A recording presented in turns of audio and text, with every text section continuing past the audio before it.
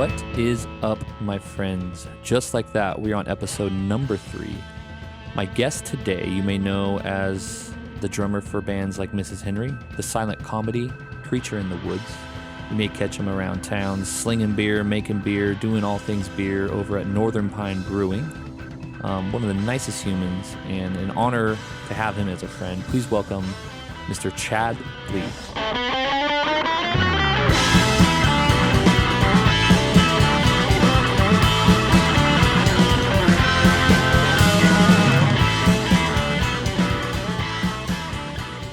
Tight. We're rolling. Sweet. Hell yeah. Hello. How's that tea? Delish. Yes, making my belly warm, my soul electrified. I do this every time. Every time I go to open something, I make a mess. It's going to be like a new thing in every podcast. It's like, Oh, boy. What did Dolly spill this time? Well, maybe it's a good omen, you know? Maybe. It's like It's always dangerously close to my laptop, though. that's the danger part. Yeah. My goodness. Can's really full.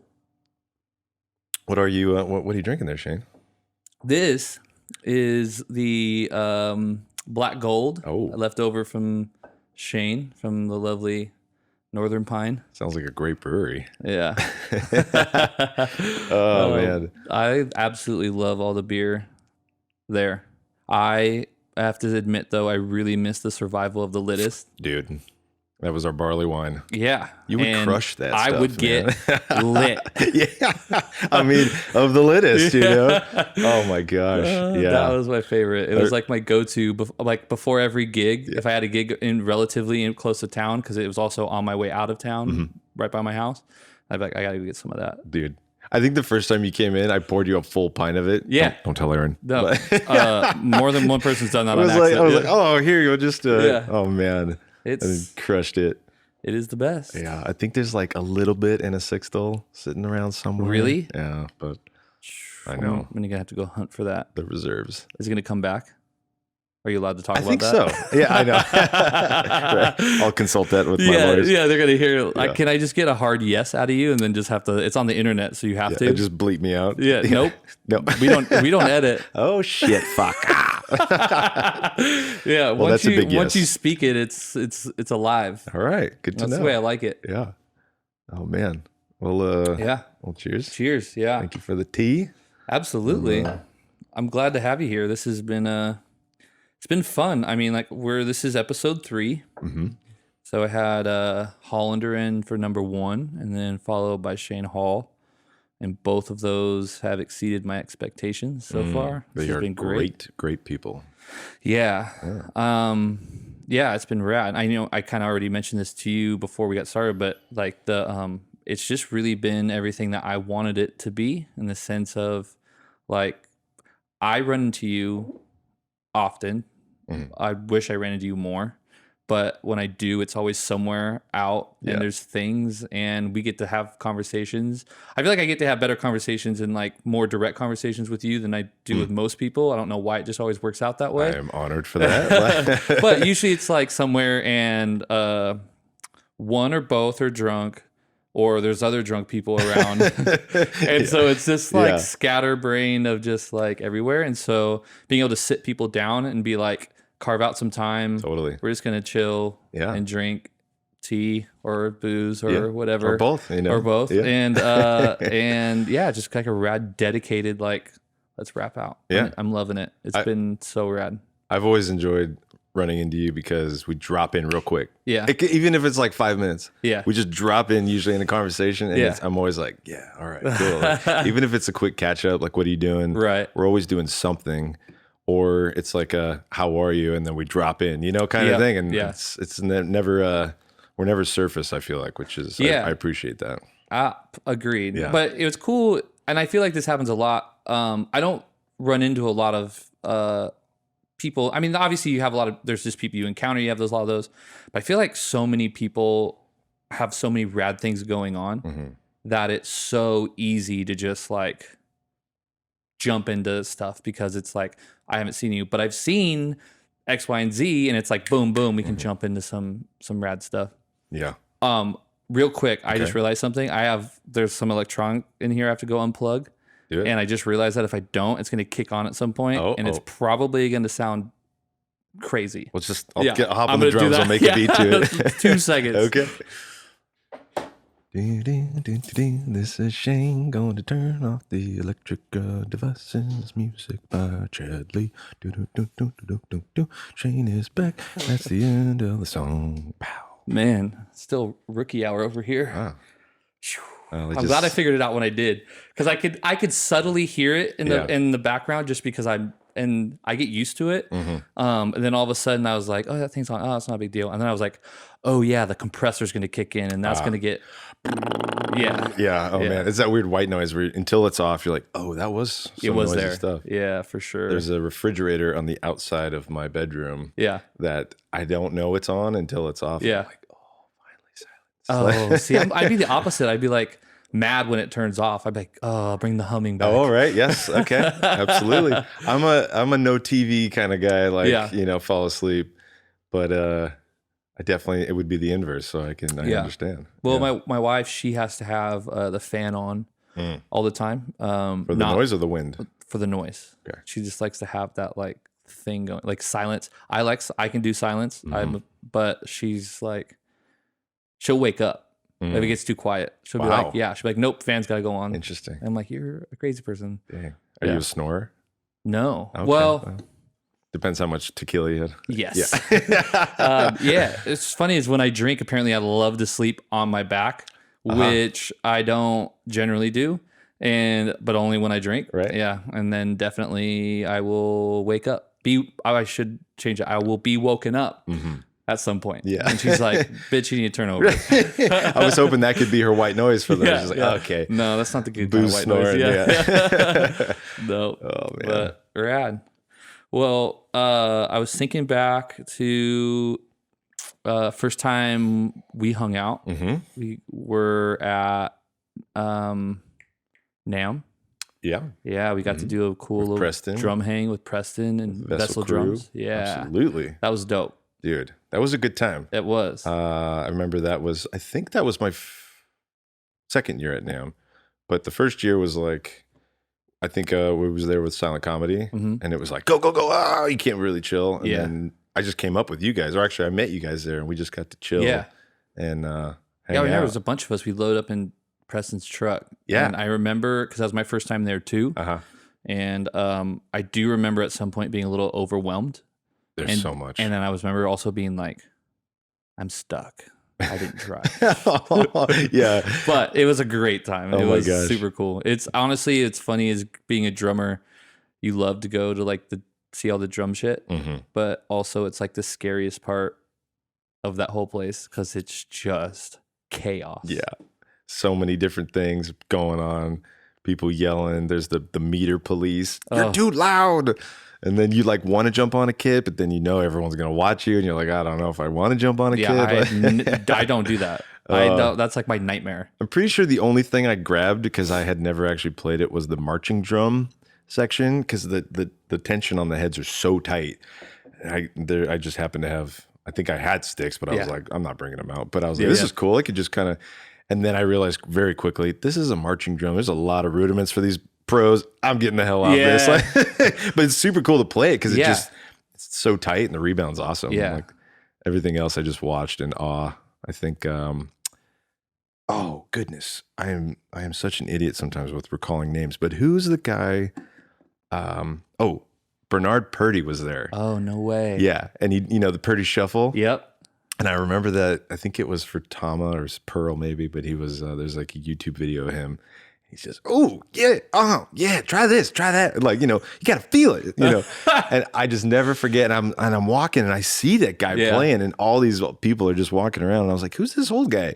And all of a sudden I just have that moment. I'm like, oh my gosh, legend. Like only at NAMM, right? Only. Yeah, that is cool. Like a bunch of that. Mm-hmm. But that's always been like another thing with me is I'm not, and again, like people might get tired of me saying this, but I'm so not like a drummer's drummer. Same. In the sense of I don't know. Dude.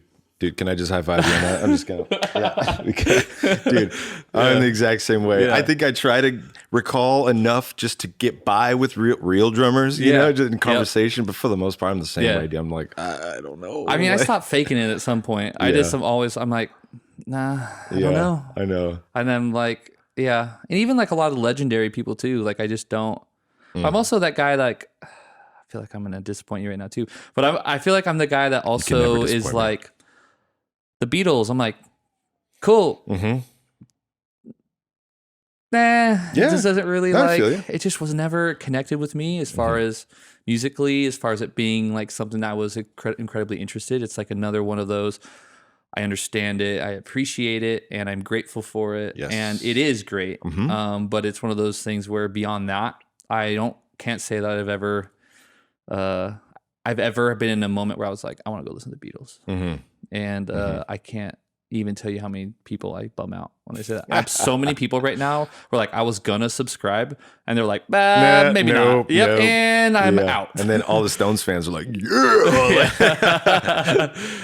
I mean, I'm in that same boat because I mean, I appreciate and admire what they did when they did, but my upbringing was literally like very limited. I didn't get exposed to anything for the most part, except for what was on the radio till I was like in my late teens. And I actually started like gigging and doing this, you know, whatever you want to call it, professionally. Yeah. And, you know, I had to really start doing my homework more or less because I had to, not because I admired or like I was like inspired by it. It was only in hindsight later that I'm like, I understand what they did. And man, I'm so grateful that they did that because it's like, time locked forever. Yeah. But I never got to listen to any of that as a kid growing up. And, you know, because of that, there's always that same place where I'm like, yeah, it's the Beatles. They did exactly what they did. It's the Stones. Yeah. It's like, and I appreciate it and admire it, but I'm not really totally inspired as like the child thing growing up into it. Like, what was your thing? You know? Same. You know, again, I'm very grateful that we have the internet to be able to dive in through the biggest record store, you know, for learning situations and inspiration. But I never got exposed to any of that, man. When I was a kid, it was that was the same for me. My dad was young, so, you know, so he was 20 years older, and so, you know, when I was 10 or, you know, let's say 14, probably when time probably matters most as far as like intaking music and stuff. Around that age, you know, my dad was 34. So basically the age I am now. Wow, that's crazy. I can't imagine having a 14. I gotta give so much more respect to my father than I probably ever have. But it's one of those, I think about that. That's crazy. But yeah, he was like heavy into punk rock. That was his world, you know, and it was one of those, it was the world that he just stayed in too. And so that was what I was listening to all the time. Nice. And it was, so I wasn't getting any of like the classics of like classic rock or any of that stuff. So that was like just so far over my head. Yeah. And just so many, like, even now just talking about it, like I can't think of how many times I go to like, we're jamming with someone and they go to play like a very iconic or well-known thing. And I know of it, but it's like, I don't know, I've only heard this handful of times and it's something that someone's heard millions of times by the time they graduate high school. And, yeah, so it was interesting. It was like a weird dynamic. Yeah. My mom, when she was in her early 20s, she was a singer. Yeah. She was in a band. But as she got older and I was born, she used to love singing at church all the time. Oh, yeah. So we'd be in the car together and I'd be helping her with her lyrics, going through, and she'd be trying to learn the songs and like, all right, go back to the. So as a young kid, I understood like, okay, this is the verse, this is the chorus, this is the bridge. And so I would help her kind of learn these songs. Yeah. Kind of unintentionally learning structures, right? Yeah. And then we would sit in the car together, and I'm by no means a singer, although the Mrs. Henry boys are trying to get me to sing. She would test me and she'd be like, all right, I'm going to hold a note and then try to find the note. And then we would sing just one note together. Yeah. I remember trying to help her all the time for that. So I was like around a lot of Christian hymns and sings and stuff. But, for the most part, I was exposed with like my grandparents, just that 90s pop country, man. Oh, and I have such a sweet soft spot in the closet for it. I've got a playlist called Country AF, and it's just, Oh, Alan Jackson all over, Oh, Tim let's McGraw. Like, go. I mean, dude, it is. I mean, Yeah. you give me some whiskeys and get me at the karaoke bar. That's all pretty much I'll sing. I mean, I'll show Dude, you my you're gonna list. be so mad you told me that. One day we'll go to Schmitty's out in Vista and sing it up. Oh my God, that is like right up my alley, Dude. But with that though, in hindsight, I'm only like one appreciating how much it's fun to sing those songs, but I feel like those songs were so pop oriented written that like I feel like I just have an ear for easy pop melodies, right? Yeah. And just I'm not schooled in theory, I'm not schooled in music, none of that. In fact, I'm all pretty much self-taught. But I feel like I have an ear for that ear candy that we all do. Yeah. But when it comes to trying to mixing it with the groups I'm in, it's like, oh, what if we try it this way? And I take the most dumb, lame approach, but somehow it works sometimes. And I attribute that sometimes to my exposure of just the straightforward pop 90s country that I was able to listen to as a kid on the radio, KSON. Yeah. Dude, that's so good, man. Yeah. Oh, that's awesome. Yeah. I love that. I feel like I have come from a similar approach with that. I know the things that I've grown to like, and there's a lot of stuff that I like that is in that vein where it's that really like simple and overly simplistic things that I know as like artists we love to complicate things, and I'm always trying to get back to like, how can I make it simple? Yeah, how can you get it simpler? Man, I know. I feel fortunate enough to have, because I wasn't taught by a teacher, more or less. It's been always watching people, asking questions, and then in my own time rehearsing, which I've never really had my own space. It's always been at gigs. And then for a short time at the Silent Comedy House, we had a place, which was great. But I feel like it's forced me to not be able to play all the crazy, notes and stuff. So it's like it's allowed me to now make my own, my style, which is pretty caveman jungle farmhouse, just and just the whatever. I mean, I'll throw my little goods if I can feel it and it works, but a lot of it just comes from I just can't play that fast. Dude, and I can't do the doubles, and I can't, I'm like, it is what it is. I love so much that you're saying this right now. Like, that makes me so happy, because I've had this conversation with so many different people, and I'm pretty sure I talked about this with Hollander in saying that the thing that's kept me employed as a drummer is my lack of ability.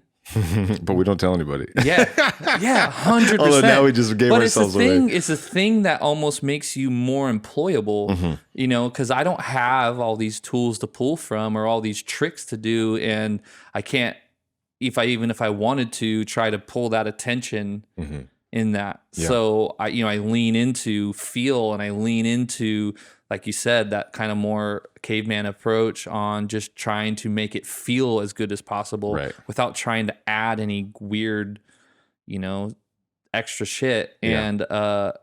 And that combined with the fact that a lot of drummers have a tendency to have a lot of other characteristics that keep them preventable from being hired a lot of times, which is like being late or not responding, all those things. Everything outside of the drum kit. Yeah, which is that too. So, which is almost more important than being 100%. Behind the drum kit. Like. Yeah. Well, that's what I realized is that at one time I realized that, because I used to get down on myself, which was dumb because it was my own fault, because I wasn't really putting the time in to shed by myself and learn all these things, and thinking that like, man, I'm not good enough to do this. I'm not good enough to do that. But then realizing the value, I've realized my value and where it was, and I just doubled down on that on my skill set.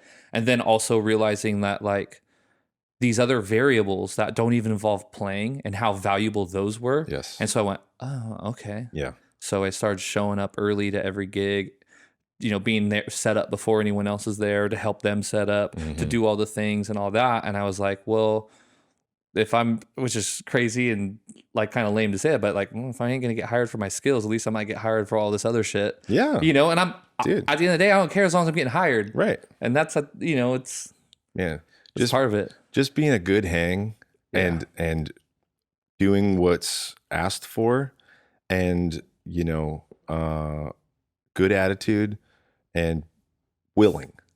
That's like 70% of sometimes being the drummer. Obviously, if you're coming in as I need you to play this verbatim on the notation. I got it all the sheets laid out. Yeah, it could be a thing.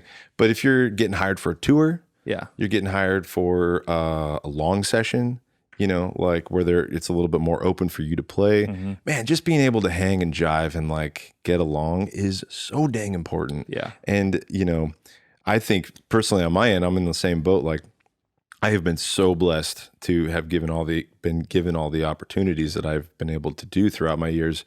And, a lot of it came from just, I feel I'm just willing. And in my younger years, I was the yes man. I told myself for 2 years, I'm just going to say yes to every gig. And then it gets to the point where you go, okay, I'm saying no now, but Yeah. just being willing and being fun and just down to try things and not give yourself limitations. I should not have done what I have done, and yet I have. So there's something to it.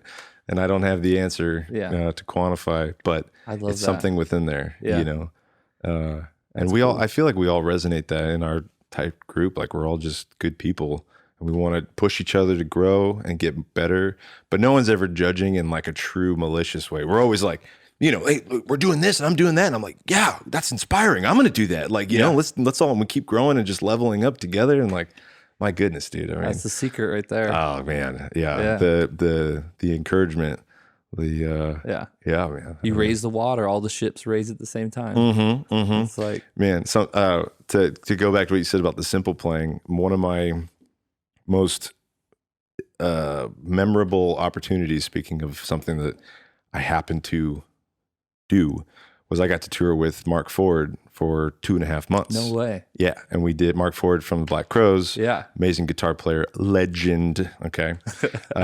Dude, I mean, yes, we all know. If you don't, go check them out. Black Crowes, a beautiful rabbit hole.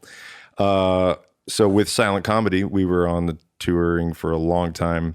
And when we were in South by, we met Mark's son, Elijah Ford, also another great musician, great guitar player, singer. I've had the opportunity to also tour with him. We met him. And through our buddy Noah Leakis, long story short, we started to visit him out in Austin, Texas, and we became good friends. And we would stay at his house. And as things kind of progressed with Silent Comedy, like touring was getting kind of slower. And there was like this opportunity that was kind of given to me to be like, hey, Elijah was saying, my dad needs a drummer. Would you want to do this? And I was like, what? What? At this point, my only career of playing was with Silent Comedy. No way. I didn't know that. Yeah. Yeah. Like gigging and, I had actually with Noah, him and he pushed me to start playing outside of Silent Comedy. And we would do these duo gigs. I was terrified. I was so terrified because it was so much more spotlight. It was two people. You got to hold it down. You can't hide behind other instruments. But it was cool that we started to gig. And so anyways, this opportunity came up to me and Elijah called me and said, hey, do you want to do this? And Silent Comedy was about to go out on a tour. And I was like, I can't do it. It was a 2-week tour. And he's like, are you sure? This is like a 2.5 month tour. You're going to get paid and go around the country. It's a great opportunity for you to grow as a drummer. And I was like, I don't know. Mark calls me. I'm like, hey, he's like, hey, can you do this? I'm like, I don't think I can do it, man. I'm so sorry. And I turned it down. No way. Dude, I turned it down. Dang. And Elijah, I love him to death because he called me and kind of just encouraged me lovingly to be like, dude, let's really think about this here. And like, this is going to help you grow as a drummer and it's going to be an amazing experience. And you get to play with my dad. And I was like, yeah, okay. Oh man, I was so nervous and I did it. I have a point to this story. I'm coming back around. I love it. So, it was a whole thing. I'm like, first time in forever trying to learn someone else's songs as a drummer. I'm going to be getting paid. This is like, oh man, I'm pro. I think I'm 25 at the time or something. And 26, maybe 25, somewhere in there. And I'm like, I don't even know what I'm doing. This guy is a legend. I am freaking out, but I'm down. I know Elijah, he's my anchor. He's my bud. I'm like, oh, we're going to do this together. So we get there and I learn all the songs. He flies me out. I feel like, bro, I'm coming down the airport. I got my snare drum. And I'm like, oh, man, it's going to be the coolest thing. And we go and start rehearsing. And all I had been listening to was the album songs. And I'm learning it and da-da-da-da-da-da. We get into the house that we were staying at. And we had a couple days to rehearse. And I am freaking out because the guys who are also pros, Stu Jackson, Andy Lowe, and Elijah and Mark, they're so seasoned. And I'm like, oh, I'm so stiff. I'm terrified. I don't even know. I'm like, my tempos are just out of control fast. And like, I am like, oh my God, I'm freaking out. And, you know, something that he just said, and the reason why that they hired me was that simplicity, just to sit there in the pocket and do the thing. And he was like, just sit back and chill and just play, man. And like, as we kept going, I mean, that tour was the most insane tour I've ever been on. To play with players that were listening, it really prepped me for the Mrs. Henry camp going into that thing. But I mean, formulated songs with sections for jamming. I mean, at one point it was Mark was soloing, and I remember Stu, who was on guitar and pedal steel, was signaling to Andy for chord changes, just random ass chord changes. And Mark is soloing within that. He's in front. Wow. And they're just going. And he's staying right there with us. And I'm just holding it down. Like every show, Shane, I was terrified. I was terrified. For the first month, we did the entire US tour, but first month, I mean, I was so rigid to do any fills or anything. I was just like, hold the song down, you know. And by the end of it, I started loosening up, and you know, really taught me a lot. And another thing that he was really big on was that late snare hit. Oof. Just, you know, and I didn't understand it. It was only until years after we were done that I really get it. Yeah. And I was actually doing late kicks, which is wrong, but it works, you know. I was doing a late kick and a late snare, but everything was still in time, and some weird stuff, man. But he was so amazing to be able to watch and sit in and really embrace all that just in the moment creativity of just flow. Right. You have to follow it. He gives a cue. It was some like James Brown stuff. He just, okay, we're going. We're stopping. You know, the change is going to be here. And every night it was a little different. And it really put my brain into a place that now, you know, with the Monkey Drummond and the simplicity, listening to your bandmates really takes up all that space that you would probably want to put fills in and stuff, you know? And when someone goes somewhere, the trust and love to the whole band shift and go there, and then know when to get out of it.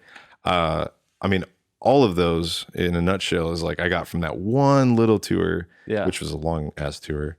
But but that's like fast track, you know, college course, you know, on PhD level, dude. And I'm sitting there as like a 6th grade student going in like, okay, like, but so amazing. And again, like so grateful that I shouldn't have gotten that opportunity, but I did. And you know, shout out to all those boys because they are wonderful people. That's super cool, man. Yeah. I'd love to hear that. How'd you, so you said that was like probably your first like professional gig in like silent comedy was in that time era. So how'd you get started? Like I don't think we've ever talked about that. Like how'd you end up playing drums? How did you kind of, what happened prior to silent comedy? Yeah. Well, so even getting into silent comedy is a very strange story, but it started with my mom dating a dude. All right. And that's it. That's the story. And his son had a band in their garage. It was a garage band, and his son played drums. So as they were dating, I would sneak out and play drums all the time. And I got that was it. The one beat just wormed into my brain, and my teachers hated me ever since. Like I was playing on my desk non-stop, incessantly. I would get kicked out of class because I'm just playing with my hands and I wouldn't stop. So my mom, you know, we tried to scrounge up some money, and I got like maybe a handful of lessons as a kid, but it was never like beat oriented. It was basic, you know, kick, snare, you know, stuff. And she bought me my first drum set, and we lived in apartments. So I'd have to go and knock on everyone's door and be like, hey, can I play drums? And I'm sure they were like, God, Like, Yeah. but I'd only play for a little bit, and I kind of had like this fascination with drums without ever actually being able to play.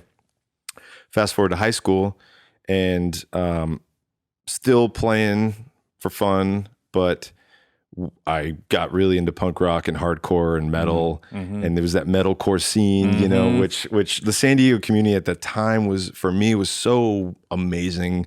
Just a close group of friends, and started a high school band, double pedal. It was very much like Cymbals everywhere.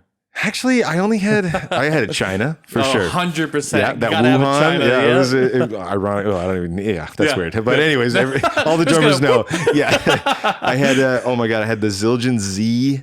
Yep. Just a rock of a ride. I mean, if you tried to crash, you'd break a stick. Zildjian entry level, like. Yeah, and then there was some A custom, which the guitar player, Orly Ramirez, it was his drum set. Yeah. And I got to play on his stuff all the time, so it was great. Yeah.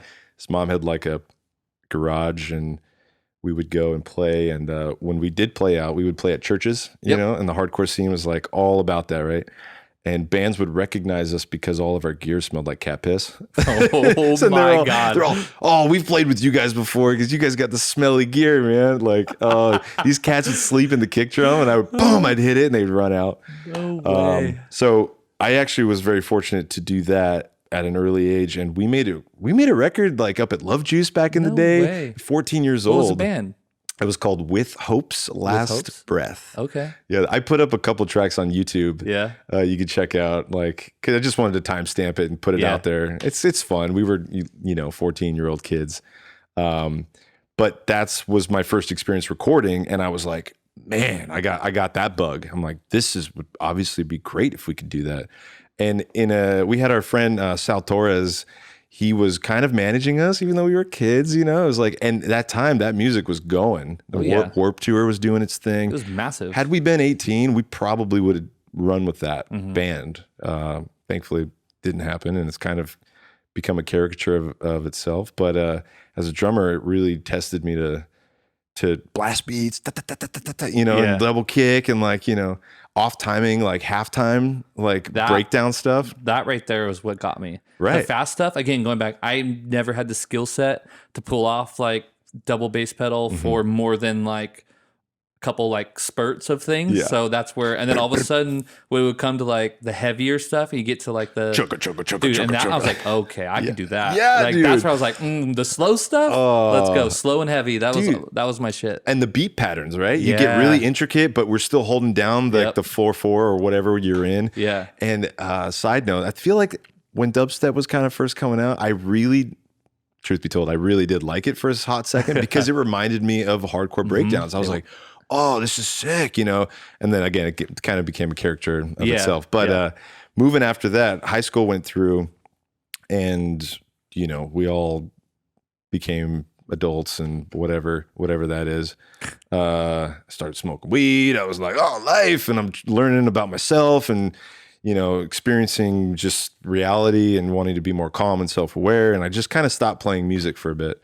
And then I started playing in a reggae band, like a Sublime SoCal reggae band. Oh yeah, with my buddy Gino, and who actually still Gino, dude, I know Gino, yeah, Barber Gino. No way, yeah, man, and he's great, dude. He that guy writes great melodies, great guitar lines. His band Dead End Pacific is right now, but we would make these cool songs, and it was like this weird middle ground between like the crazy metal, then the reggae, and I was like, this is fun, and kind of just kept me still playing. I had my gear, I pulled it out, and I just never really stopped, right? I just was like, I would play, and then I'd put it away, and then life would just pull me back and say, hey, you got to keep playing drums here. Okay, so I'm playing this reggae, and then that kind of fizzled out, and then I moved to Oceanside, and I'm sitting there, and I lived in this cool little beach cottage. I had room for drums, and I was like, hey, to my neighbor, do you mind if I play? Fuck yeah, go ahead, man. All right. So I'm playing, and at that time, my cousins, Jeremiah and Josh Zimmerman, they were out in Europe. They were out with the Killers doing just photography and running with them. They were great buds. And they came back with all this inspired information about just how to just go, make the machine and go, and they had already their band at the time. If you had ever gotten a chance to check out the silent comedy in the early days, it was like a carnival fiasco. There was like 20 people up on stage, and everyone's playing something and singing and yelling and sweating. Everyone's got ties on. This That was like the first time I ever saw, I hadn't met you yet, but the first time I ever saw the silent comedy was like that, the Belly Up. Yes. And I think that was with Mumford, right? No, or was that it before? was with, it was the Bro-Am after party. Bro-Am, yes. Oh my gosh. And I remember that. Yeah. And I came out and I was there for I was doing something with the Switchfoot Boys and you guys came out and you guys that had that heavy, like that 2-beat kind of like really, everything seemed really syncopated. Foam. And I was just like, this is fucking awesome. And I was like, where did this come from? Oh man. And I think at that time we were touring heavily. So we were tight. We were so tight at that point. Yeah. Like, you just get on the road and it's just airtight. Yeah, that's cool. That was a good time. And so they came back with all that knowledge and they called me up randomly. And I hadn't talked to them in years at this point. They were like, hey man, are you still playing drums? And I was like, yeah, totally. Air quotes. Like, I was always spiritually, but like I wasn't actually playing. And they're like, yeah, man, well, we got a gig up in San Francisco and we would love to, our drummer at the time can't make it and we need somebody to fill in. Can you come down and maybe check it out and see? So they what do you call it? They auditioned me almost. Yeah. I hadn't seen these boys in years and I show up and I was like, I'm gonna dress the part, put on the tie, do all this stuff. Put the shit on. And I had just shaved my beard. I had a big old burly beard and I shaved it and I walk in, I'm like, you all got beards? Like, God, shit, damn it. And they're like, you shaved your beard? I looked like a baby, right? And I wasn't even 21 yet. I was like barely 20. I get in and I'm a heavy player. So and at that time I was extremely heavy, like bad form, breaking sticks, breaking cymbals, but they loved that. All the other drummers that had come in for auditions, they were like, just afraid to hit. They were just, in that mid range, which is solid, great for probably recording, but like for the live, which is what they were doing, they were like, dude, you just came in, nothing because you're my cousin. They're like, came in, you nailed it. And I was like, oh, thank God, because that's what I do. So that first show was the Independent up in San Francisco. No way. Yeah. This thing was sold out. It was with Razor Light. You remember that? It's a European band. Dude, I am terrified. I'm like, I went from nothing to playing this. Like, wow. Holy shit. And I remember my buddy Ricky Two Shoes, he was always like, just play as hard as you can. It's going to sound the best. And so during the quick line check that we got, tons of people, the gal was like, all right, give me the kick drum. And I am hitting this drum so hard. So I'm like, yeah, this is what I'm supposed to do. And then as soon as I played the beat, my dynamic range just came way back. And she's like, what happened? Oh, and I'm realized like you can't go hard for the sound people, right? Nope. Okay, I'm like quickly learning. Oh my god. Tricks of the trade. Tricks of the trade, man. Yeah. And so that show happened, and my mind was blown. I'm like, is this what it's like? Is this what being in a working band is like? So I go home, and I was dating a gal at the time, and we were doing our thing, and we went separate ways. And I'm sitting there in my house, and I'm looking at all this crap, and I'm like, I don't need any of this. I need to save money. I need a drum kit. I need to do something to if this is even an option, I want to go that option. So I got rid of my house. I had a motorcycle, sold that thing. I sold all my furniture, literally went down to bare bones, and I lived in a tent in front of my friend's house in Encinitas. Holy shit. It was awesome. It was glamping, but I was in a tent out front, and they let me live there for over a year for free. And I shit showered and cooked inside, but I slept out front, and I saved up all my money, bought a drum set that I still play today. And right after that, as I'm doing this, silent comedy guys were like, dude, we're actually playing more. Do you want to come back and keep playing? And I was like, yes. And it all just lined up. Wow. And I was like, oh my God, if I hadn't made that gnarly decision to go save up money, to get a drum set, to get road cases, I wouldn't have been able to do it. But I took the chance and I did it. And so we slowly transitioned into like, all right, we're playing a bunch in town. Then we're starting to play out of town. We did a West Coast tour. We did 2 West Coast tours. We went out east. We went to South by. We came back, and we just were on the road. We were on the road at that point, like pushing it. I mean, we were road dogs, you know? Yeah. And, you know, on that for a very, very, very long time. And we started getting management that was working with us, and we had some amazing opportunities to go and play like at the Gorge with Dave Matthews.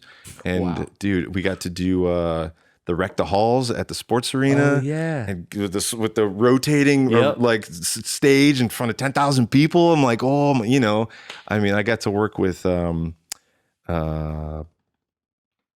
my gosh, I'm blanking on his name right now. The Boyd Tinsley from Dave Matthews, a violin player. I don't think he's with him anymore, but did a music video or like a video for him. That was a crazy story. He just like literally stuck us in a studio and said, play, just play. And we're like, we don't do that. Like, but we figured it out. Yeah. And so, you know, we did that for a very, very long time. I forgot where I was going with this story, but that's kind of like the silent comedy pre and then while we were road dogging it that whole time. And then silent comedy. You guys have kind of come in and out kind of over the last couple years here and there. Are you guys still playing it all? Yeah. Yep. Cool. So 2 years ago, we did like this flying gig to Big Sky. It was a Big Sky festival. Flew into Montana. Yeah. And that was cool. I think two of the boys had babies and they're so cool. Yeah. And so I think we're going to be actually going back into the catalog, and Josh and Jay are going to be pulling some new exciting things out from stuff that we workshopped in our garage. Oh, no way. And then we're going to be reapproaching it and putting out some fun stuff. Rad. I don't know exactly how it's going to be, but that'll probably be the dope. next chapter. That's very cool. And then, so from silent comedy, you kind of dove into with Mrs. Henry. Yeah. So to go back to that opening story with Marc Ford. So at the end of all that beautiful chapters of like 7 years, it was a long time, all through my 20s. It not ended, but we just, we kind of shut down the band house and kind of disassembled just a bit, and kind of just took a step back and wanted to regroup in life, you know. And during that time, I was like, didn't have a house, didn't have a car, was riding my bike. I'm like, I gotta do something, you know? And so I wanted to keep playing. I had all this experience and I just was trying to let the universe like give me something. So, I was friends with the Redwoods group down in OB at the time. And Matt Molaris was working with Roger Molina with Creature in the Woods. And I was down at that house quite a lot. And I met Roger through Matt. And Matt has his studio down there. And he was like, dude, you want to come just put some drums on this? I'm like, yeah, absolutely. So I started doing my thing with there. End up really being buddies with Roger. And he had like his duo thing at the time. And it was slowly kind of, getting bigger. And from that, Daniel Cervantes was putting guitar on Creature in the Woods stuff. And that's when I met Dan. Yeah. And so then we kind of were all hanging out and just doing our thing. And I was down there a lot. And we all went to Pappy and Harriet's or out in Joshua Tree for the, what's that, flim flam? I'm not sure. There was a big, with Grandpa Drew out there, like there was a big show, and I just went out to hang, and I met everybody, and we all kind of bonded. So we get back, and Dan wanted me to come play. Muddy Waters had just passed, and he's like, dude, come in, play with us, and just sit in for a jam. Again, I'm like, I don't know, you know, like, and so go in, and I meet Jody Bagley for the first night. Monster of a player. I love it. The nicest, kindest dude. I love that dude. I know. And what pipes that man has. Such an angelic voice. Yeah. And just a player on the keys of everything. Actually, he can play mostly everything. You know, picked up the guitar the other day. I'm like, what? He can play that too? Well, I've worked with him on Kimmy's records. And, yes, that's right. Yeah, I love watching him work. He's super creative and like putting vocal parts together and all that stuff. His harmonies too. He's one of those ones where I always lean when things that we're looking for something. I always look to him, see how he's reacting. Yeah. And to figure out whether it's worth it or not. I know. And he's usually, I love how honest he is too. The nicest, kindest dude, but he's also so honest to say, well, I know. So good. I know. Sometimes you can't. Yeah. He's so stoic because he's standing there, Yeah. but he's got his glasses on. I'm like, are you looking at me? Are you Yeah, not looking at me? What's happening? Wonderful being. Yeah. But that night was kind of like an origin moment for moving into Creature in the Woods and Mrs. Henry, Okay. which we all were circling around together and playing at that point. And that was probably 2017, 2016. And that was a first big chapter change for me to start playing with these guys, more or less like we're doing it, and we still are, you know? Yeah. So that was kind of transitioning out of the silent comedy era, but like that was that I'm saying yes to everything. Yep. And that beautiful thing was, again, blessed in front of me. And I said, okay, I'm going to do this. Like, let's roll with it. And the Creature stuff is so cool because I just sit back. Yeah. You know, and the boys take over. Like they're the show, the voices and all the play. I'm just sitting there giving that beat the whole time, you know, and like I don't have to stress about playing with that. Yeah. It's like I love that. Yeah. That's such a good show. Oh man. And recording with that stuff too. Yeah. Like it was beautiful. And then the Mrs. Henry stuff obviously is very much the opposite. Like I am full-bodied yoga's like mind going into those sets. I am every limb, every finger, every bit of hair I used to have is like just ready and go. I mean, it is a nonstop flow from beginning to end. And you guys are one of the most entertaining, and like I love watching you guys play. Man. Thank you, Shane. I've seen you guys play everywhere. And but I can think of so many moments of just like Casbah or whatever. It's just like even at Northern Pine, you guys played Northern Pine. Yeah, that's right. There, like, that's right. I can't believe this is happening right here. This is crazy.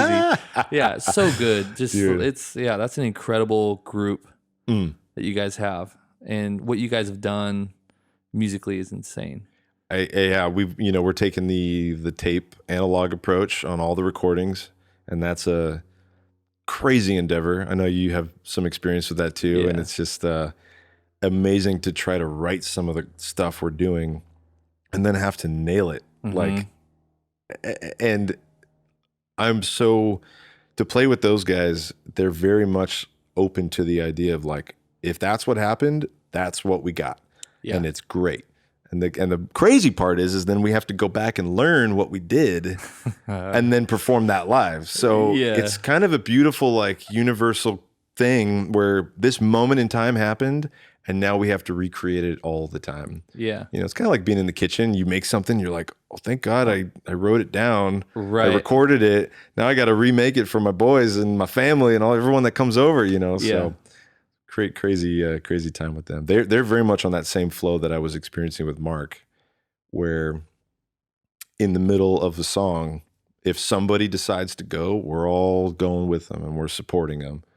And sometimes I go. And I don't like to solo very much like that. They're always like, go, damn. I'm like, no, man, I don't want to do that. Like, you know, but every once in a while, like some of those old Poorhouse gigs that we did when it was 3 hours long. Oh, yeah. I'm just like, fuck it. And I'll take the song or I'll go from like this and I'm like, nope, we're going here. And they're going to follow. And they're like, all right, here we go. Here we go. Yeah. That's so good. It's quite an experience. I always say that my biggest inspiration for drumming is probably not even a drummer. It's Carl Sagan. No way. That's so good. And if you think about it, just embodying the idea of spirit and like just where we are in the universe and how it all works together and our contribution back to it and what it gives to us and the symbiosis of it is really how I try to approach when I play drums now. You know, I think early on, it was a very ego, fear-driven, like, I just got to get through and play very hard. Yeah. And now I try to be very present and like, okay, let's mold and shape this thing for the people as well as us. Yeah. Because it's just as much a gift to be on stage, even if no one's there playing with your bandmates, in addition to performing and then giving someone a show. Well, I think, and that's like touching on that, that's where, for me, I learned so much about the music I'm creating with people is when we play live. Like live is where you kind of really get to see how the songs stand. Because it's great when you get to do it in a room and you're in a studio and that's its own thing. But when I play, playing drums, I always joke you had the best seat in the house all the time, all the time. I get to watch these people that I get to play with, some of the most talented people, I get to watch them play and be a part of it. And I'm always grateful for that. But also being able to watch the communication that's taking place and the exchange that's taking place between the audience and the band. And I've just always had this intention of staying aware and paying attention to what's happening in a room, watching the people, seeing how people are reacting and they're kind of ebbing and flowing with us, seeing what worked, like when something happened and seeing like, oh my God, everyone just turned around and they were like, what, like mental note. Yeah. That's something that, oh, that stays. Yeah. Or seeing like stuff where it goes the other way sometimes too. But that's like such a interesting kind of position to be in and then see that kind of, but I love that, like I don't even know how I just got to where I was talking about that right now, but something you said just made me start thinking about the communication side of music. You are very good at that. Like when I watch you play, I have a problem with one, we are cursed as the drummers having the light always in our eyes and it's just black sea. Yes. But you're very good at still recognizing outside of the kit as well as the people around you. Like, I'll walk in and you're just like, hey, you give the quick little, what's up? Like you're very good at that. I have not quite grown into that suit yet because I think I get more, we're on the spaceship here. Yeah. But I think it's such a good quality to add that to your arsenal of being able to like recognize the crowd. And I think sometimes for me, I don't want to do that because I feel like this is my own ego struggles. Like I'll enjoy it too much and I'll get distracted. Yeah. And so and that's where my discipline needs to come in a little bit more. So I just like, all right, I'm gonna stick here with the guys and then everyone's gonna be dancing. I'm just gonna assume everyone's dancing. But but you're so good at that too. Cause you're just laying in the pocket and you're just like, so go, hey, oh, Shane, all right, boom. Like, that's pretty funny. Yeah. Well, man. I'm just always kind of surveying. I like to survey. I like to see that the dialogue. And so but that happens is all of a sudden someone walk and like you're walking, I'm not going to like, oh, I'm not going to say how, I can't, it's one of those things where it's also, but there's another side of that too. Like I can get caught up in sometimes in that and kind of be like, oh yeah, wait, I'm up here with these guys. Right. So it's a give and take it's a dance, thing. It is for sure. Yeah. But it's a unique, man, I always talk about the drums from that perspective. It's just such a unique seat in the house. Yeah. Get to do that. Super grateful that music does that. Right. I like to say the drums are the obviously the heartbeat and the bass is the blood, and obviously the other instruments are just as essential and you can get metaphorical for the whole body. Sure. But drum and bass, as long as we're just right there and everyone's still able to groove and dance, it's essential for the whole thing. Absolutely. And to be able to recognize you're the heart and you get a little adrenaline rush, you want to push the tempo a little bit, or take that shot of whiskey and you want to slow it way down. All right, like it's a lot of power. It is. And I always joke that like lead singers they always like to pretend they're in control. They're not. As long as you got a drummer on the stage, it revolves around that. I know the speed, tempo of everything. It's like it all. It's. But also the weight. There's a lot of like weight that gets carried in that too. Like you could really fucking train wreck. I've train wrecked some songs being in that position. Oh, me too. My goodness. Yeah, it's you get the nightmares thinking about that. Oh God. Yeah. I know. I'm with the Mrs. Henry boys. Like our tempo changes, especially on this new record that's about to come out. It's pretty wild, and I actually have a pretty like wild tempo. My shit just always pushing and pulling, but we've actually adopted that, I feel, in the band where we'll intentionally do this sticky pull and then boom, there's the one kind of thing, or we'll just start speeding it up. And a lot of people think that's very faux pas. You shouldn't do that. You should stay straightforward, which I think there's some songs in certain styles you should be. But for me, that I just naturally do that, like, again, super blessed with those guys because it makes the song, which again, then we have to do that. That's true. Yeah, it's true. But there's so many times where that totally just is part of it. And again, going it back to like, it's a thing that's happening, and that, there's a lot of stuff that's very grid oriented, and it's just very repetitive, and it has to be on that grid, and the feel is revolved around it being on that tempo or whatever the case may be. But like, how often though, there's like these things that happen, and they're like, well, it's a free flowing thing. Like, we're all in this as humans together, and we're all experiencing this thing, and there's parts of it that want to go, and there's parts of it that want to sometimes sit back, and it can happen. Yeah. It's not like always bad. Right. That's a battle sometimes too, to get people to understand that. Yes. And some people don't want to do that. Some people don't know how to do that. And then some people do, Yeah. I've seen you do that with Shane, where he'll be just like, all right, we're just keep going, keep rolling, keep rolling. And then, he does that quick, and then you're right there with him, and, man, that's a sacred zone, I think, for band players. You want to tread lightly and not get masturbatory and just be the, wanking solo. And everyone's just like, okay, but if everyone's doing this little like pop here and a pop there, and maybe you hold it for a second and everyone's listening, that's very entertaining. And then you get out, you get in and you make them want it, and you get out, don't stay there too long. Yeah. But, everyone just admire it. Yeah. Yeah. That's cool. I live for that. I was thinking about, so we were talking on the topic of Miss Henry stuff. I'd love to talk about The Last Waltz. Yeah.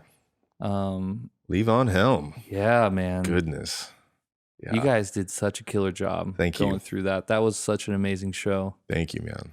And just for the listeners to note that you guys put out a documentary to go alongside that. Is that, where's that viewable? It is on YouTube. YouTube? I believe that's the only platform currently. Okay. I'll make sure that I'll put it in the link. Yeah. Have it there. Thank you. Yeah. People need to see that. Right. And for anybody that doesn't know The Last Waltz, the band, which was the band back in the day who played with everybody, was Bob Dylan's backing band. Towards the end of their career, did a giant show with all their friends and family called The Last Waltz. Martin Scorsese documented it, made a music film out of it, that you can watch the live performances and some of the back dialogue in the band doing their thing. And we at the time we were doing these 3-hour gigs we were calling Mothership. Excuse me. And we had already been playing some of the band songs on our own because Dan was a big fan. And word had kind of gotten around that we were doing that, and Chad from the Belly Up was putting a Last Waltz kind of show together. And we were recommended by someone to be hit up and say, hey, do you want to do this? And at the time we were very busy with stuff. And I remember the conversation coming to us, and I was asked, hey, do you think we should do this? And I actually said, hell no. Yeah. And I was like, no, man, like, dude, we are so busy. The amount of material that we would have to learn and the caliber that we run on, like, dude, no way. There's just no way. And, Jody is very quiet, but when he speaks up, we all listen. And he's like, guys, like, this is very important. I think we should do this. Like, okay. And, for me, to get back to our opening kind of topic, was like, I'm not familiar with the band. I knew like The Weight and a couple songs, but I didn't know the history of the band. I didn't know the style of music that the band played. So I was so overwhelmed and just like, oh my God, how am I going to do this? But what we did is we sectioned, I think the songs the playlist that we did was like 30 something songs. And what we ended up doing is making playlists online. It was like in increments of like 15 or 12. And literally, Shane, I was in my car just listening to them over and over and over and over and over and over. Yeah. And we practiced 2 days a week at a rehearsal space. And man, learning the Levon stuff, I'm sure but it's like, he's very similar to how we play. It's just very, sitting in there in the pocket, but he's that feel kind of guy. And sometimes when I had to really listen to what he was playing, I'm like, what? Like, so his a big thing for me was he was riding on the kick drum all the time. So he's doing this 4/4 beat, but he's got quarter notes on the kick drum. Mm-hmm. Just riding on the kick drum. It's like and fluttering kind of. Just boom, boom, boom, boom, boom, boom, boom. On most of his beats, he's just playing quarter notes on his kick drum, and like it gives that dancey feel. Yeah. And you know, it's old recording. It's not so prominent in the mix, but it's just there to feel it. And I had to really be like, why does this groove feel this way? Mm-hmm. Oh my God, he's doing this. I had to like tweak all my EQs in my car and pull up all the bass. I'm like feeling the boom, boom, boom. I'm like, I think that's his kick drum. Like, holy crap, you know? Yeah. So learning these grooves, dude, it was insane. And to play with a horn section, pressure, because I got to be on my game because those guys are reading sheet music. And like they can't run with us that fast, but they did, man. They killed it, dude. So yeah, we rehearsed for 3 months trying to get this thing going, and then had all the guests come play with us. So in the original Last Waltz, you have people like Joni Mitchell, Neil Young, Van Morrison, Muddy Waters, like all these people that came and played with them. So we got San Diego artists to come and play with us, and man, we just had the best of the best for San Diego coming to play that could do it. There was a lot of people that were unable to and stuff. And, you know, we wish we could have had more, but everyone that did show up and play, we had to schedule rehearsal times with them too. Mm-hmm. And we probably got maybe 2 rehearsals with all the guests, and they're half the songs, you know? So that was a little stressful too. Like, hey, you going to show up on the day of and make sure you got your stuff right. And of course, everyone nailed it. And we did a dress rehearsal down in our space in Otay, brought the horns down there, and Jesse put all the music together and did all the he arranged all of the sheet music, which is so crazy. I don't even have the mind to do that, but he's so smart to put that all together, and did a rehearsal, showed up the day, and man, it was just a night to remember. I know you know, and I'm so glad I made it, because I remember that night very specifically because I had a bunch of other stuff that was happening during the day, and I had tickets to go, and I was like one of those things where I was like, man, I just don't know if I can do another. And at that time too, I was playing with like, I don't know, 17 bands or something. It was what it felt like, you know? And so I just had gigs everywhere. And so I was just like, I just don't know if I can do another night. Yeah. I'm just beat. I just need like, and then I was like, I had that moment of like at home, I think I had undressed and was like, oh, I'm just going to, and all of a sudden I started thinking about it. I was like, what the fuck am I doing? And I like threw on clothes real quick and headed down there. And I got there right as you guys were starting. And it was, like you said too, you had so many like iconic and just great San Diego people involved that everyone wanted to be there. Goodness. I mean, besides the fact, like even if you didn't have that, everyone was going to be there for that. Right. But it's just like, it just had this thing where it's this communal thing that was happening. And it was like, it's special. It was a really, really rad night. The energy in the room, I will never forget it. I felt so terrified and yet calm at the same time. And when I sat at the drum kit, it was one of those things where I was like, we're in. And once we opened up with the first song, it was like, okay. And, you know, I think I hugged every single person that got off the stage. Like when they were done, I was just so grateful. And I was like, we're still doing it. We're still doing it. And I didn't take a break for the full 3 hours that we were up there, 2.5, you know. It was pretty cool. As a side note, the snare drum that I have on that record is like a 60s Ludwig that is the 8 lug. Is that how it is? There's like the 12, and then there's like the one with like less. It's 8 or 6. Maybe it's 6. Yeah. Yeah, I got one right there. Oh yeah. Yes, exactly. And I found that snare drum up in Grants Pass, Oregon. No way. We were playing. We were on the road with Ryan Bingham, and we were taking a break, and there was like a thrift store or whatever, and my bandmate comes back and goes, dude, there's like this old drum and it's all white on the inside. I've never seen a drum like that. And I was like, what? That sounds cool. Yeah. And it was the Rezo coat for the Ludwigs, right? Yep. So I walk in there, this snare drum, perfect condition, never been played. The Rezo coat, there's no cracks, the white paint on the inside. Yeah. and it comes with a case. It was like a kid's marching drum. Yeah, a lot of them were practice, like they were like the school, like for practicing and stuff like that. They're giving to kids. Yeah. And this sweet old lady comes up, and I was like, how much is this? I'm at the time I was so broke on the road. I was like, my per diem was my money for the day, right? Yeah. It's like $10.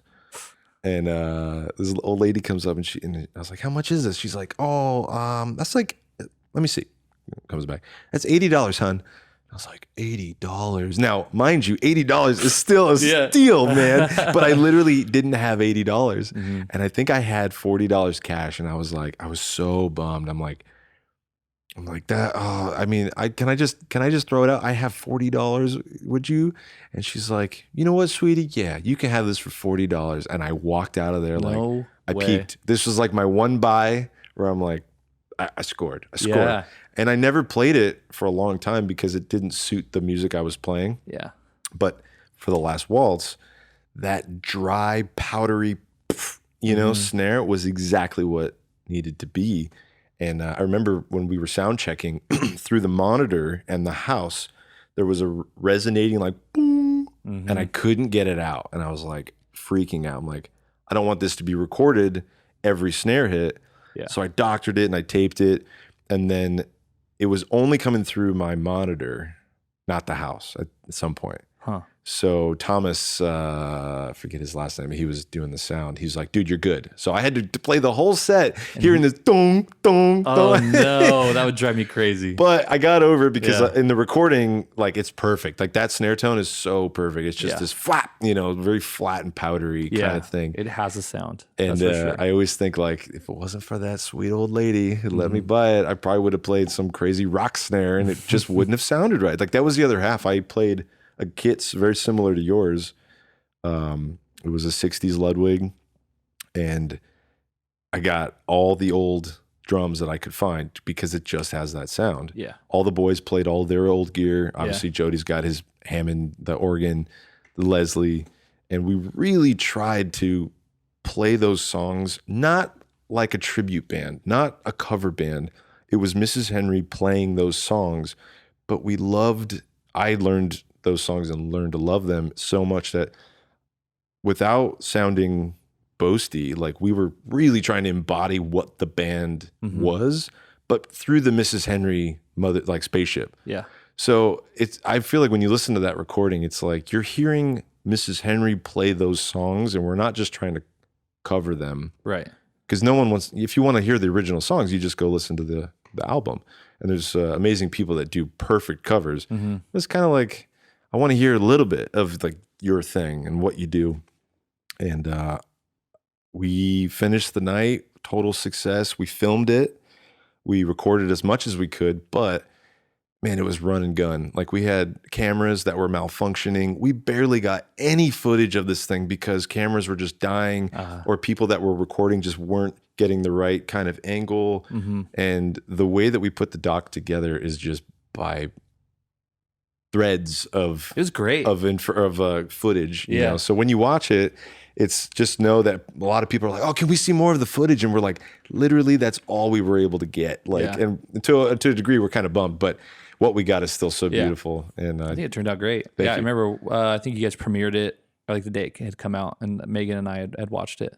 Yeah, I'd put it like on our TV and stuff. Yeah, it was great. And it captured it, being someone who was there. It was cool to see it in that way. Yeah, you guys premiered it at like at one of the film festivals, correct? That's right, the Oceanside Film Festival. Yeah. And that was really cool. There was a little question and answer thing that we got to do.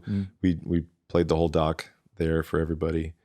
Very special. I definitely feel like a part of me died forever after doing that. When you set an endeavor so high, I'm like, I'm never gonna get that part of me back, and that's okay. Well, I remember running into you when you guys were in rehearsals doing that, and you had told me like, "Hey, we're doing this thing," and I'd asked something like, "Oh man, have you heard this?" And you're like, "No," and you're like, "I am in this world. That's all I'm listening to. Dude. I am just like eating, drinking, and breathing." I was like, "Damn!" I was like, "That's some dedicated shit right there." Oh my gosh. But it all makes sense. It was like you explained it to me, and I love that. Like seeing the passion of you talking about, you're like, I'm just trying to like embody you're obviously going to play the way that you play, but you're just like, you're trying to let the history of it kind of engulf and kind of come out reincarnate.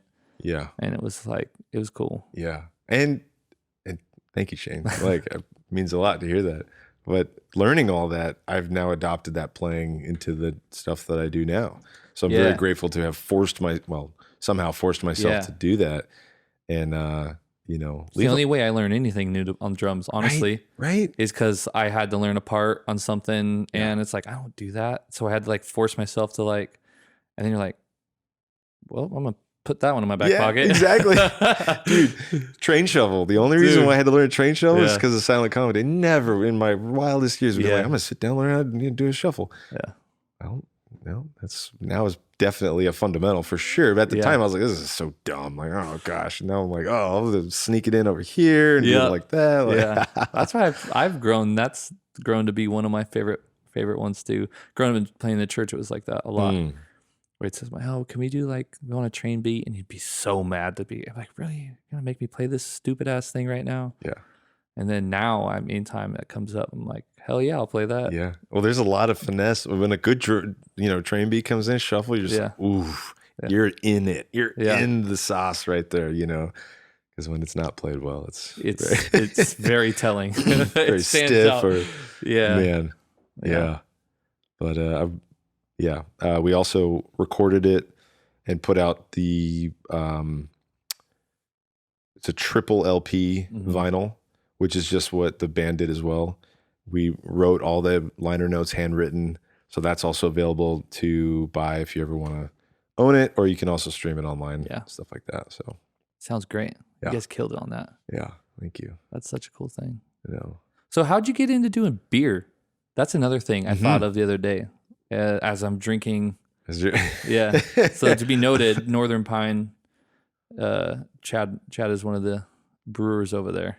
Very, so Aaron Ortega and Bobby Parsons are the brewers over there, and Ann Ortega, Aaron's wife, they're all three owners, and they are just a trio of a team. And going back into that gray area of not being on the road with silent comedy, whenever we were home, I would go over to their house, which, quick side story to that, how I met them was we first played in Boise, Idaho, and we needed a place to stay. Oh, that's right. Yeah. So we put out on Facebook, was still like semi-normal. Hey, if anybody wants to house us, we'll get... Facebook was semi-normal. Yeah. If anybody wants to house us, we'll get you some tickets, some swag, and that can go two different ways. One time we showed up and these people were crazy. We're like, we're getting the hell out of here. And then another time it works out. So we kind of, these guys replied and they said, hey, you could stay at our parents' house. They're great people. And we're like, oh, I don't know. We'll see. And then time gets closer. No opportunity was there. So we're like, we'll just roll with it. More weeks go by and they emailed us and said, hey, we're actually going to take a quick vacay, go out there, and we'll all stay at our parents' house. We're like, cool. So we're sound checking and they show up with craft beer, local craft beer from Boise, 2 plates of tacos, 1 regular and 1 vegetarian, because 2 of the dudes are veggie in the band. And they walk in, they say hello, and they're like, cool, we'll see you after.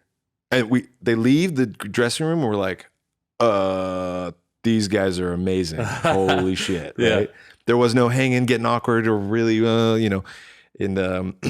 and fast forward almost 10 years now, whenever I had a break, I'd go hang out with them and go do Thanksgiving, go do July 4th, whatever. Well, they would always be brewing in their alleyway, just hanging out. It'd be brew day. They put the pop-up tents and they're just drinking and making beer. So I just go and hang out and get a good day buzz and hang out with good people, listen to music.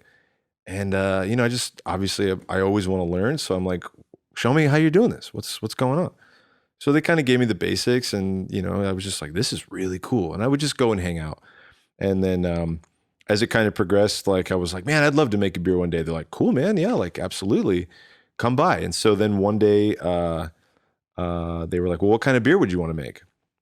And at the time I was doing the craft cocktail bartending, and I loved rye whiskey, and I was just the idea of rye. And I was like, I've never had a rye porter.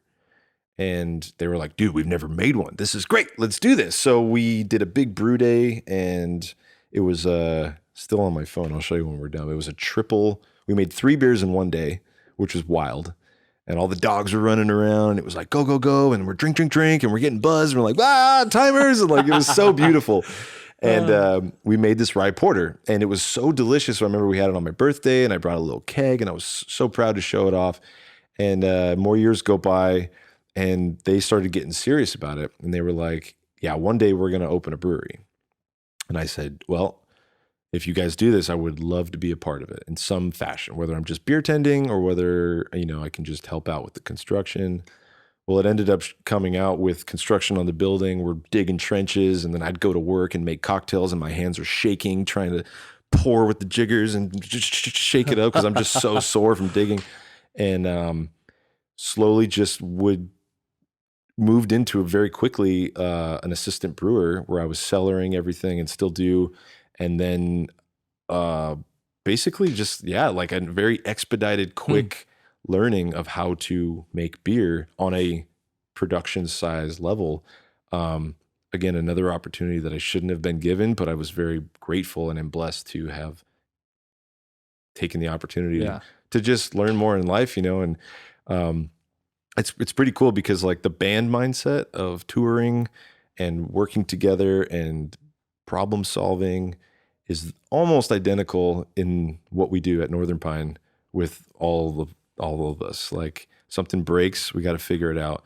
Something happens with customers, we got to figure it out. Like, and I've been in there for 3 years now, and they just promoted me to an official brewer. No way. So I Congrats. was very excited. Thank you.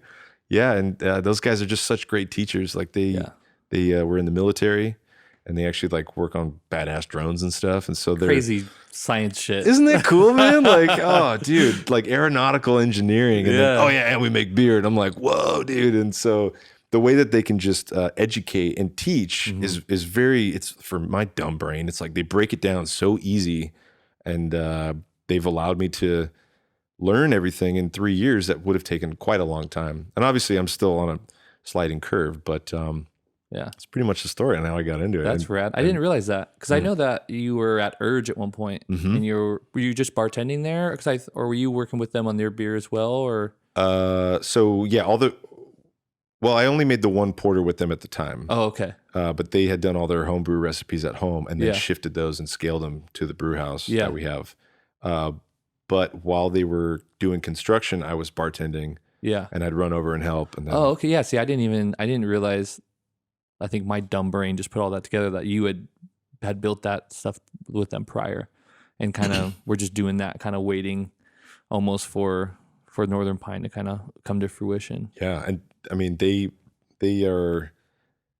searched high and low for that building, and it was a blessing and how it all came together. And crazy amount of work that we did. Yeah. It was, dude, I used to be a Carnicerera. Is that how you say that? Carniceria. I'm too white. Yeah. Yeah, same. But there used to be like 99-cent stores there, and there used to be Canned Food Warehouse. Oh, nice. And so we go shopping there on the weekends. My dad would drag me along to go shopping and buy all this cheap bullshit. And then but it'd always be our thing. We'd go there and we'd get carnitas every weekend and take carnitas home. So it's this little so it was cool to see that evolve into, and it's in my neighborhood still. I still live right down the street. Right. So good. Yeah, I love that. There's still people that come in and like, man, I remember when this thing was. Yeah. There's these 2 sisters that come in, and they said that, and I don't know if it's true or not, but they said it used to be a sizzler too, like in the 60s.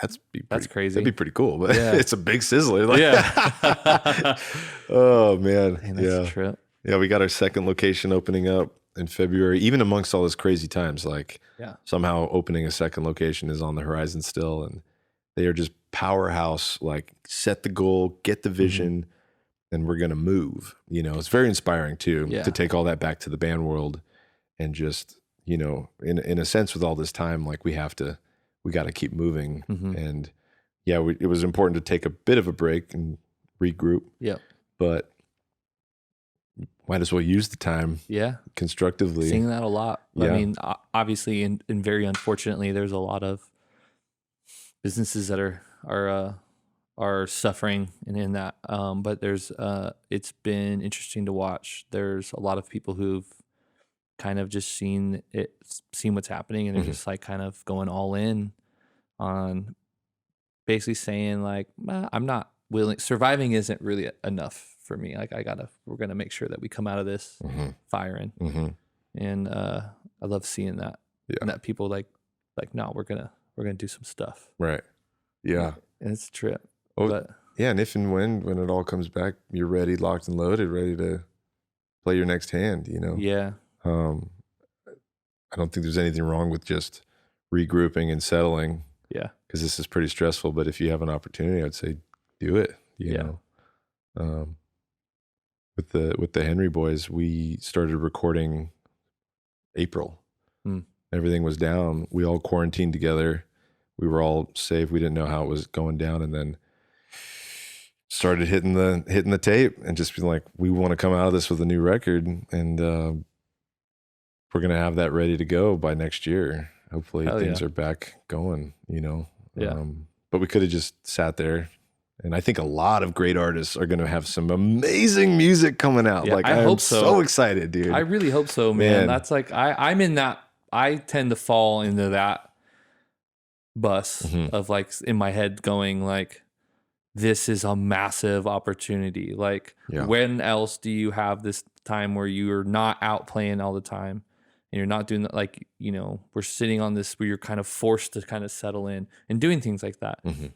You know, let's all take time. We'll all quarantine together, and then but we're gonna go in. We're gonna take that thing, you know, sacrifice to do that, and then we're gonna go double down, and we're gonna do something. You know, we're gonna make something of it, and it's been interesting because there's a lot of people who have just been like, I'm just gonna wait. But I love seeing people that are just like hustling for it. Yeah, and I think that there's going to be a massive, like this is going to be a historical time. That's going to be looked back on for a long time. And like most significant historical time periods, there's a lot of things that just birth out of it. And I think that this is going to be an iconic time for people who are going all in and who are like embracing it. And then they're coming out firing because, you know, and especially because people are going to be hungry. Oh my gosh. Like when hopefully if we get to a time where things get to go back to some sort of normalcy, like people are going to be starved for, you know, music and the arts and all these things. And I think for people, and not only that, but embracing like how quickly things have adapted and changed. Yes. And the way you've been able to do things through streaming and you know, on the internet and Zoom, all these different avenues, and finding a way that people have pivoted and how that's going to change the way a lot of things are just moving from now till forever. Yeah. And, but seeing how people are going to kind of implement those things. And then, but on top of that, just who's going to come out like beast mode and ready. Right. Yeah. And the game is changing. Yeah. I don't think it will ever be the same, but I think it's going to level up. And like you said, the pivoting is the major factor in this and how it's going to go. Like live shows, like think about like a Coachella size festival and the amount of people like that.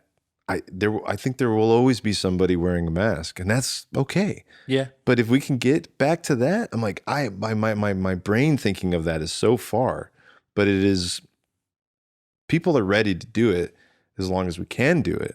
Yeah. But I also think like the just the game is going to be different. You know, bands need to, you know, venues need to pay bands more. You know what I mean? Like they're doing the work and they're bringing the music, and yet the venues need to stay open too.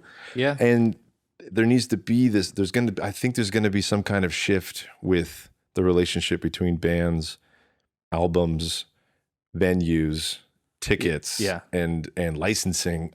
Things are going to change. It just has to. Well, you know, and the market's always dictated by things like value.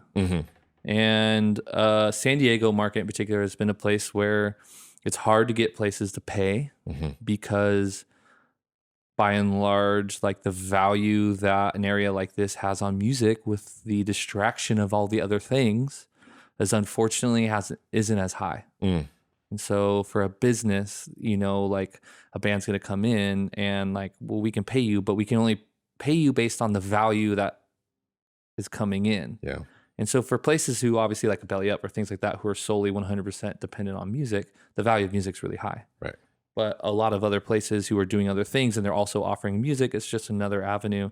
And it's been hard. I think for me, I've been in an interesting seat being a business owner and then also being a musician. So I have this thing where I can think about it from their perspective and understand. So I'm always trying to figure out, well, how can I make it worth it for them more? How can I navigate? How can I get us paid more while not putting a burden on them more and those things too? Because as a business, they're especially so many venues are also happen to be restaurants, and how like restaurant business is such a difficult thing anyway with such minimal margins. The constantly shoveling money out, and for people who are not bringing a return on their investment, it kills. It's horrible for all the other people who are out there really doing it and who are really bringing extra value. But that being said, again, going back, there's going to be a shift where like the value on music and live entertainment, even right now, is through the roof. Yeah. Like the opportunity to see music is rare. So places that you can go see music, it's, you know, like it's people, you know, places like Coomber here in town who are doing music 7 nights a week. You know, they have very limited seating, but it's packed out. Yeah. And I think that, and that's going to shift too in terms of like the music industry by and large has always been kind of, at least where you make money, has always been these huge monster artists or these ones that are out there and they're killing it. And massive tours and all those things. And it's like massive tours aren't going to be a thing for a while. Like it just leveled the playing field that like a smaller artist, this like lower mid-range thing, like we have the upper hand for the first time ever. Yeah. In the sense that we like small markets are game. Yeah. You know, and I think that like it's going to be, I hope, my hope is that especially in like local communities that they're finding ways to really focus on bringing in the local music scene and finding ways to kind of make that thing a possibility for each other. Because there's a lot of that. There's a lot of that still going on where it's like, well, how do we strip down this major artist who once sold out like a 15,000 seat place, and then now we'll just, you know, we'll make it 100 cap spot and we'll just charge through the roof. Like that's going to happen. But I think it's the most accessible thing is going to be the local music. Yeah. So I'm with all the people I'm involved with, I'm constantly thinking about like, well, we need to make sure that we're constantly sitting on the top of what's happening and being relevant to what's going on. Yeah. Because it's going to happen like that. Dude. And our community in San Diego right now is kicking butt. I mean, no one's really stopped also. And, you know, I think, unfortunately, San Diego is a very tourism town. So people come in and out, in and out, in and out. But people that were all around, and even people that were not around but are in San Diego community that are all doing the music, I think, I really hope and believe that San Diego will get more on the map pretty soon with all the stuff that'll be coming out in this next chapter. You know what I mean? And we don't have to go to LA, or we don't have to go to the other hubs out everywhere. I just, everyone is just grinding, man. And it's good. It's so good. It's like, you know, like back to that homies grinding. I want to grind. Like we got to all grind together, and we're all getting stronger. And I don't think it's going to affect us too much, you know, moving. We'll just pivot and ready for it, you know? So, yeah, man. But what do you think about that little gold juice there? Oh, you want to dive into that? Well, just a little something, something. A little something, something. I love that. You're drinking tea. I was trying not to blow your, you know. Well, I mean, I'm not trying to drink as much, but you know. Oh yeah. I mean, we're here. We must. It's our little ceremony, you know. Excellent pour, Shane. Excellent. Perfecto. Oh, let's go.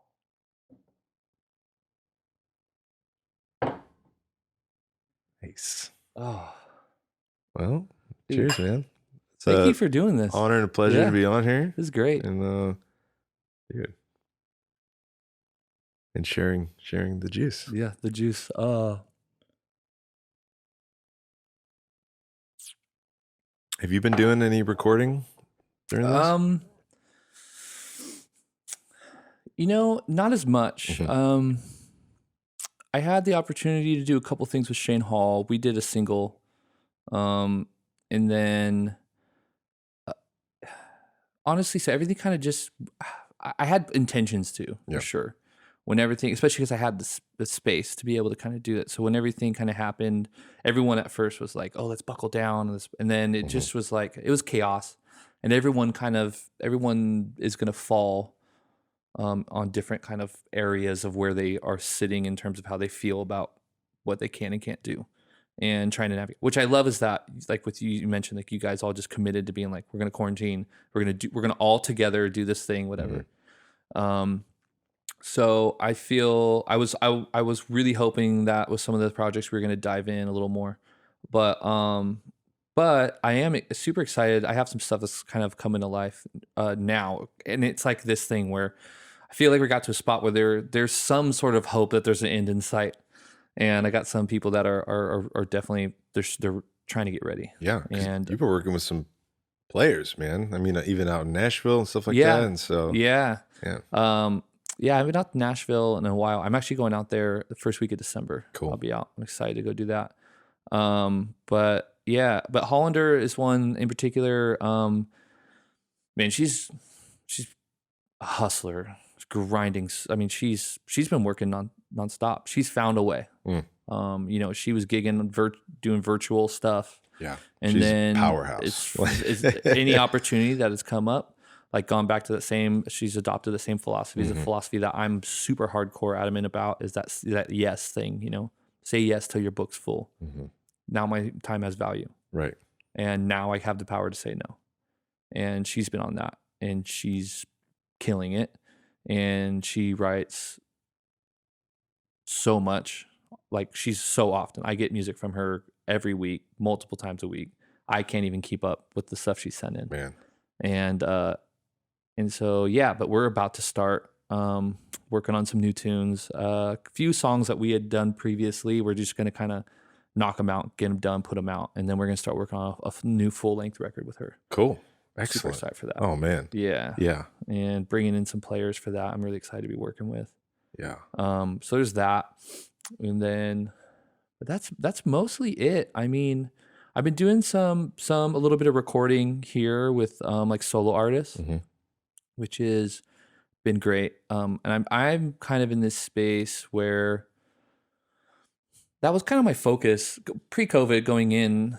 I'd started like a thing called Orange Blossom Management. And, That's right. And it was really just an avenue for me to kind of take what I had been doing as far as with bands I was in, and kind of, and having done music over the years, you just are constantly meeting people and you're building relationships with people.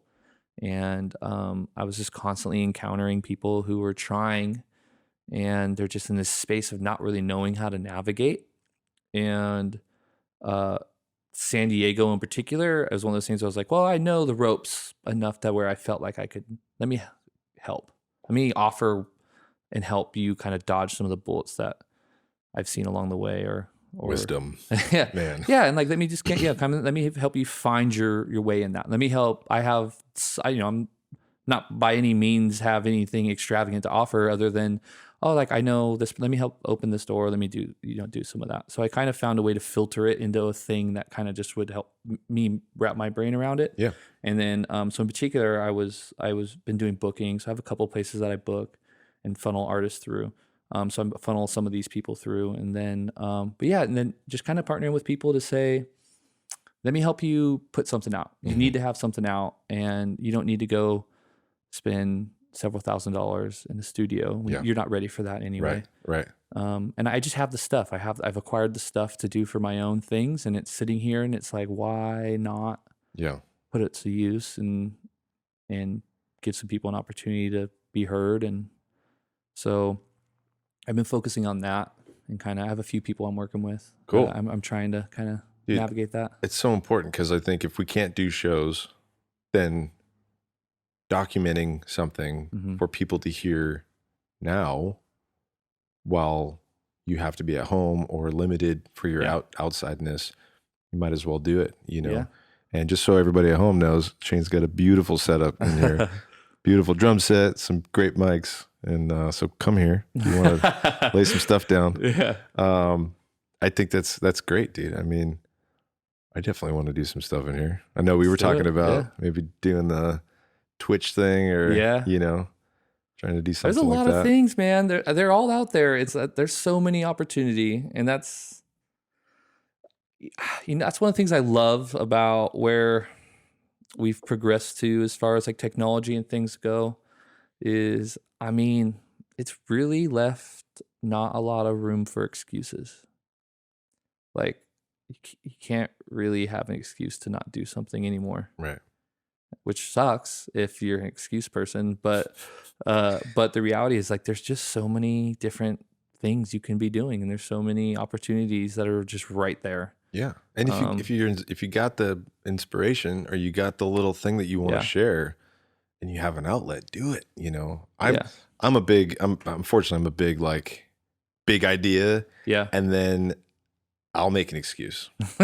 You know what I mean? Yeah. I am that guy. I just know myself and like, you know, but now I'm trying to be like, I got it. Let's just do it now. Let's just get it out of the way. You know what I mean? Let's just, or just schedule it. Put it in your phone, schedule that thing. You're good to go. It's going to happen. Yeah. If you always just keep kind of like, oh, I'll get to it. Oh, I'll get to it. Oh, I'll get to it. You'll never get, I won't get to it. Yeah. You That's know, natural. We all do that. Yeah. But making that better and stronger, the discipline. And then all of a sudden you're just doing everything all at once, you know, or like when it shows up. Yeah. You know? Yeah. I'm a big advocate of that. Like I said, fill your calendar, man. Dude. It's like, it's everything. Yeah. But also fill your calendar with self-time too. You know what I mean? Like, absolutely. I know people grind themselves I to fail at that. nothing. But to be honest with you, I mean, well, here's the other side too. So when I was like fully wrapped in our business, doing music was my self-time. So I was doing a lot and I was grinding hard. Right. But that was my time. Yeah. And that was the thing where I was finding life. And I'm that way. I'm built that way. I like being out. I need to be around people. And that's just how I'm fulfilled. And doing music is what I prefer to be doing. And so for me, it was like, I was working 60 something hours a week, 7 days a week, you know, barely surviving. And then being like, I'll play in 4 bands. But that was your like, therapy. That was your release. That was your calm time. Like, I mean, that's okay. Then that's it. I mean, everyone's obviously different. Everyone's different. But so for me, that's kind of where it's at.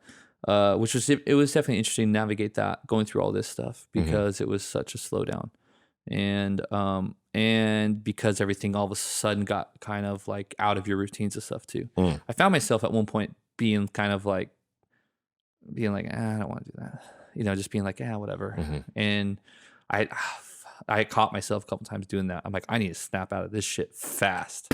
That's why we grow beards so we can slap ourselves. It doesn't hurt. and then sure as shit, it was just like, then all of a sudden it was like, boom, boom. Yep.